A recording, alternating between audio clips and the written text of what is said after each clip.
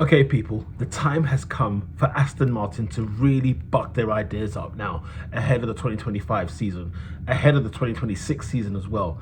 Aston Martin, a team full of promise, full of potential, a team that we've looked at and thought, you know what, if they get the right pieces in place, they're going to be something to behold, okay? But how long have we been saying this for? Aston Martin seem to be a team that one minute they give you something good, then the next time they don't anymore, and they actually underperform and underwhelm us all. But this is a very, very important season. 2025 is an important season for Aston Martin, and I don't mean necessarily winning races or anything of that nature, fighting for championships, because they're still a way off from that. But there comes a point where we have to sit there and say, do you know what? Is this team actually serious? Because it's very flashy. There's a lot of things in public that you would think, you know what, Aston Martin are a real deal. But at what point do we turn around and say, do you know what? We're done. We don't believe you anymore. It's fake. You know, we need to see the realness. You can talk the talk, but can you friggin' walk it for once? Because they haven't walked it, in all honesty. And so we have to get to that point now with Aston Martin. Can they actually do the business? Can they get it done in 2025? Can they get it done in 2026? And all I want to see is some improvement. All I want to see is some consistency. All I want to see is a team that is progressing. I mean, you look at their age mates, right? You look at McLaren and what they were when Aston Martin was actually doing well, right? McLaren were nowhere to be found. And now we're at a situation where McLaren are gone clear of Aston Martin. Aston Martin, we've known for ages now, putting in the facilities in place, making sure that's all good and ready to go. They've hired Adrian Newey, okay? So they need to get their finger out this year. They need to actually look half decent. Not a team that we're just sort of saying to ourselves, like, what is this or who are they? If this was Alpine, we would be rinsing them. I know I will. You know, if it was Alpine that was acting like this, I would be absolutely rinsing them for sure. But this season is a big one for them. The long-term development now has to have some fruit.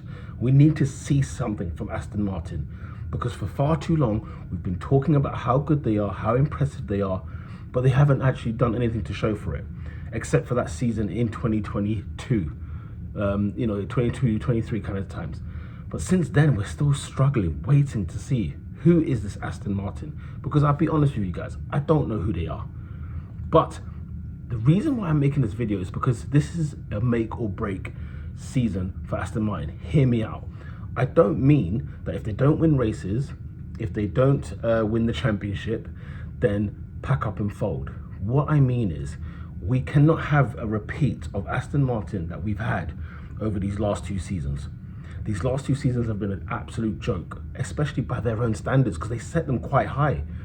When Fernando Alonso was getting on podiums, we were looking at Aston Martin to be like maybe the third best team in Formula One. Because at the time, Mercedes were having a laugh, and it was Red Bull and versus Ferrari at the start of that 22-23 season, right? So, you know, if we cannot get a seriousness out of Aston Martin now, where does that leave them? How much further back will they be?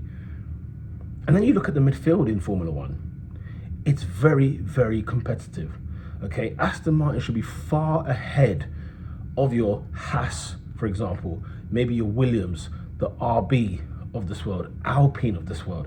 They should be far ahead of those, and they're not. They're in and amongst that pack. They're in and amongst that situation. One weekend, Haas is the front runner. The next weekend, it's the Williams. The next weekend, it's RB. Then it might be Aston Martin. They've really got to nip this in the bud and actually become a serious, serious outfit. And they are serious in terms of the presentation of Aston Martin. Aston Martin looks like a serious team. I've heard it said on the Race podcast that they're a Champions League team. Not just one that's part of the pack, but one that's actually there ready to fight for when the moment comes and ready to strike when the iron's hot. Because at the end of the day, they've got to make sure that they are first and foremost strong in that midfield position. They need to be the front runners of the midfield by the end of 2025. They have no choice, because then we can forget about 26 and we can forget about what the future is, because I'm tired of hearing about how good Aston Martin will be, or potentially how good they will be. I'm bored of it. I'm tired. So it's time for them now to actually jump in place. Another reason why this is pivotal, Lawrence Stroll has got to answer a very, very serious question. regarding his son Lance. Because if Lance Stroll doesn't improve on what he's been doing, Lawrence needs to have a conversation. And I mean a real serious father-son conversation, in the sense that either A, you better improve, or B, it's time to take him out of this team. Like, we are all tired. We as a Formula One fan base are tired of Lance Stroll. We are, purely because of the talent that he possesses and the output that we get from him. This is somebody who could be decent. Honestly, when he joined Formula One, we were all like, this is a great driver. He could be potentially, a really, really good driver, quick driver. But even just the demeanor, the attitude, the way he is, he really does annoy a lot of fans, because he doesn't seem like he wants to be there. And it feels like the only reason he's in Formula One right now, or at least in that Aston Martin, is because of his dad. And that's just a fact. So, Lawrence Stroll has got a lot to answer for if they do not work things out this season. Fernando Alonso is wasting talent there.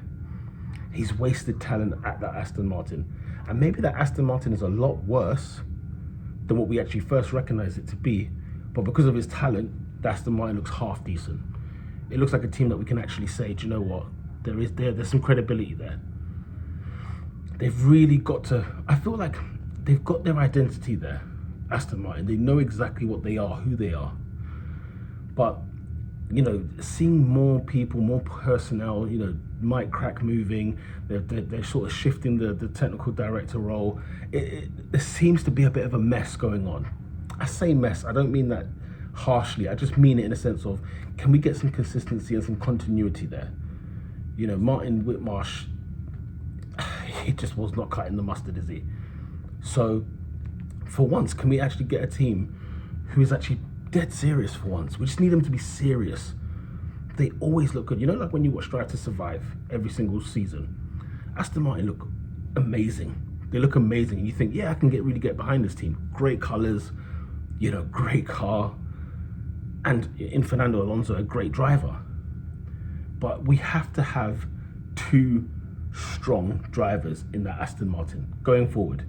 If they're going to win anything, if they're going to win races or championships, that's what they need to do. We need consistency out of these guys. I need them to be, because you know what? McLaren shows that it's actually not that far if you're serious. If you get your finger out and you're actually being dead serious about winning something, you're actually not that far off. So Aston Martin have got to sort themselves out. They know who they are. They need to start producing. I'm tired of the potential.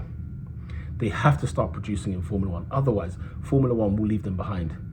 And Lawrence Stroll will have to pack up and take his business elsewhere. I wish the thing with Williams worked out with Lawrence Stroll, because I feel like with Williams, there's a bit of credibility there. There's some seriousness there. They know how to run a Formula One team.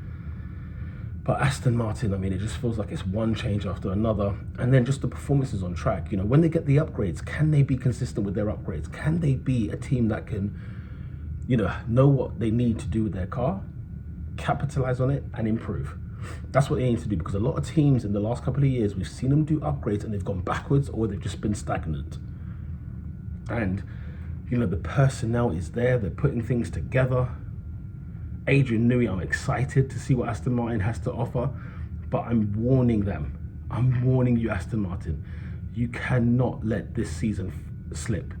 You cannot let 2025 go by the same way you let 2024 and 2023 go by. So let's wait and see what Aston Martin has to offer. And can they start looking at 2026 and looking at championship goals, or looking at race win goals, for example? That's what I want to see from this Aston Martin team. Let me know your thoughts in the comment section down below. What should we expect from Aston Martin? What do you want to see from them in this season, in the 2025 Formula One season? And until next time, lights out.